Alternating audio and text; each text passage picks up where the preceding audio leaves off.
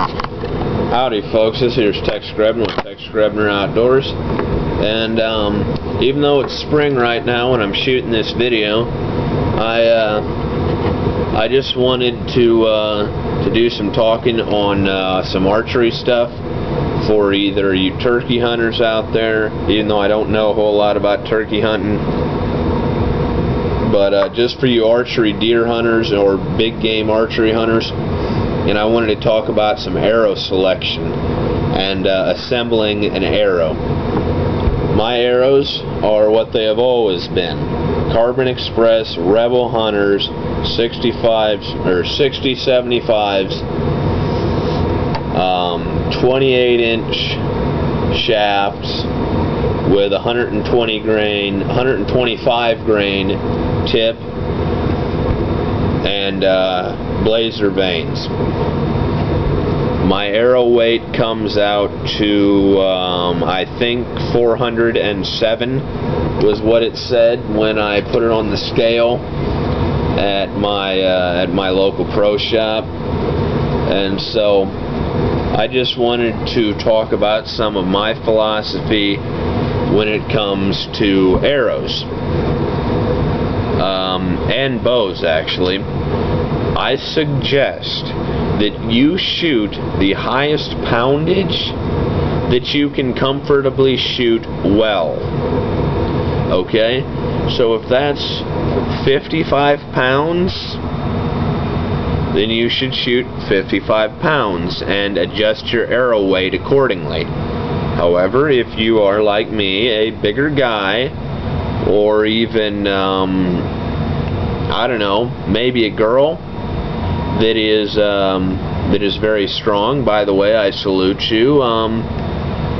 There needs to be more women in the outdoors, and back me up on this, guys, but there's nothing quite as hot as an Amazon with a bow. But anyways, women, get out in the outdoors. I totally support that, but I suggest that if you're like me and you're a larger person or a strong person, that you shoot the highest that you can possibly pull reasonably. My bow is set on 75 pounds. So, on the topic of arrows, the Rebel Hunter is a heavy shaft. It's a no-frill shaft.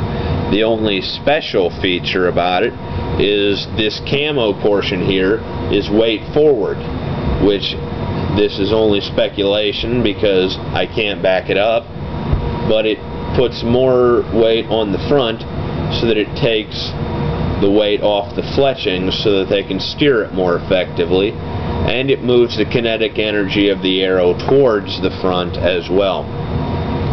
I've got many videos of me shooting with these very same arrows and showing their wind accuracy, because you're not just going to be hunting when it's nice out, okay? You're not just going to be out in the field when it's nice. It might be 3 o'clock in the afternoon and the wind is kind of blowing across you, and a buck comes in and the wind is in your favor and he quarters, and you decide to make a shot, and if you don't have a heavy arrow, you're either gonna miss or you're gonna gut shot him, and you might actually make a good clean kill shot. But the heavier your arrow, the less likely it is to be affected by wind direction. So, like I said, I'm pretty sure my arrows are 107 grains. I'm not absolutely sure, but it has served me well. These are blazer vanes. This particular arrow is fletched helical or helical.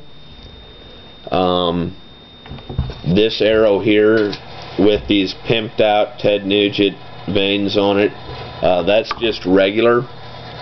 I originally got blazers so that they would shoot better out of my whisker biscuit. I've got another video on selecting a rest, but yeah, I find that for as small as they are on this combination, they serve me very well. Rarely will you find rebel hunters coming with blazers, okay? Buy raw shafts, take them to your local pro shop, have them cut them to size, and put blazers on for you. Buying raw shafts and having arrows fletched, I have found, is probably the cheapest and most effective way that I can make my arrows work for me.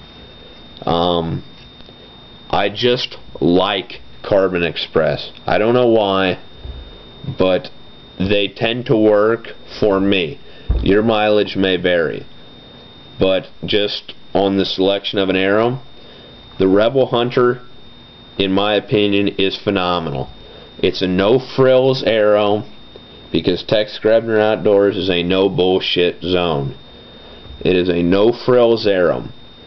It has weight forward technology, but other than that, it's just bare bones carbon arrow, and it's a heavy shaft that holds a lot of kinetic energy and wind resistance. And if you shoot a heavy enough draw weight of bow,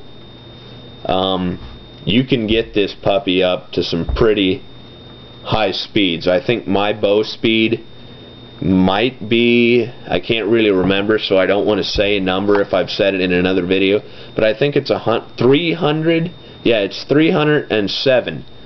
I'll try and get to my pro shop at some point and shoot them through a chronograph so that I can back that up, but I'm pretty sure that I get 307 feet per second arrow speed out of my bow. But as always, God bless all my Ted Nugent blood brothers out there, and thanks for watching. Tune in for part 2 of selecting an arrow, where I'm going to kind of talk to my broadhead selection and talk about some philosophy that I have and that I think that you could very well apply to your stuff. Not an expert, but I don't see a whole lot of people making videos out there to help people, and so I figured I'd throw some of my knowledge out there and see if I couldn't maybe help people. So thanks for